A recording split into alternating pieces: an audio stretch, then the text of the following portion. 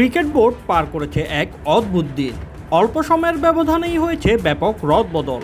আমিনুল ইসলাম বুলবুল সহ বিসিবির নির্বাচিত কমিটিকে সরিয়ে তামিম ইকবালের নেতৃত্বাধীন অ্যাডহক কমিটিকে দায়িত্ব দিয়েছে জাতীয় ক্রীড়া পরিষদ। তবে বিসিবি নির্বাচন নিয়ে এনএসসির তদন্ত প্রতিবেদনকে ত্রুটিপূর্ণ ও আইনগতভাবে অগ্রহণযোগ্য আখ্যা দিয়ে তা সরাসরি প্রত্যাখ্যান করেছেন আমিনুল ইসলাম বুলবুল। একই সঙ্গে বাংলাদেশ ক্রিকেট বোর্ডের বর্তমান পরিস্থিতিতে গঠিত অ্যাডহক কমিটিকেও অসাংবিধানিক ও অবৈধ বলে দাবি করেছেন তিনি।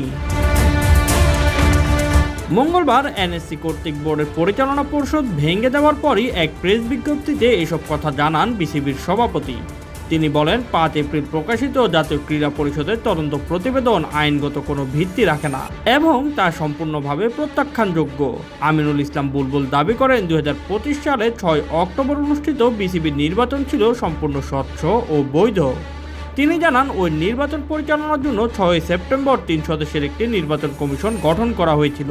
এতে প্রধান নির্বাচন কমিশনার ছিলেন বাংলাদেশ সুপ্রিম কোর্টের সিনিয়র আইনজীবী অ্যাডভোকেট মোহাম্মদ হোসেন। এছাড়াও অতিরিক্ত আইজিপি ও সিআইডি প্রধান সিবগাত উল্লাহ এবং এনএসসি নির্বাহী পরিচালক কমিশনের সদস্য হিসেবে দায়িত্ব পালন করেন। প্রেস বিজ্ঞপ্তিতে এনএসসির তদন্ত কার্যক্রমকে এখতিয়ার বহির্ভূত উল্লেখ করে আমিনুল বলেন, আন্তর্জাতিক ক্রিকেট পরিচালনাকারী সংস্থা আন্তর্জাতিক ক্রিকেট কাউন্সিলের সংবিধান অনুযায়ী সদস্য বোর্ডগুলোকে সরকারি হস্তক্ষেপ মুক্ত রাখতে হয়। তার দাবি, যুব ক্রীড়া প্রতিমন্ত্রীর উদ্যোগে পরিচালিত এই তদন্ত রাজনৈতিক উদ্দেশ্য প্রণোদিত। বোর্ড ভেঙে দিয়ে তামিম ইকবালের নেতৃত্বাধীন অ্যাডহক কমিটি গঠনকে সাংবিধানিক অভ্যুত্থান হিসেবে আখ্যা দেন বিসিবি সভাপতি। তিনি স্পষ্ট করে বলেন, আমরা এই কমিটির কোনো কর্তৃত্ব স্বীকার করি না। বিবৃতিতে তিনি সতর্ক করে বলেন, সরকারের এ ধরনের হস্তক্ষেপ বাংলাদেশের ক্রিকেটের আন্তর্জাতিক ভাবমূর্তি ক্ষুণ্ণ করতে পারে। এতে বিনিয়োগকারী ও আন্তর্জাতিক অংশীদারদের আস্থা নষ্ট হওয়ার আশঙ্কা রয়েছে। পাশাপাশি দেশের তরুণ ক্রিকেটারদের ভবিষ্যৎ নিয়েও উদ্বেগ প্রকাশ করেন তিনি।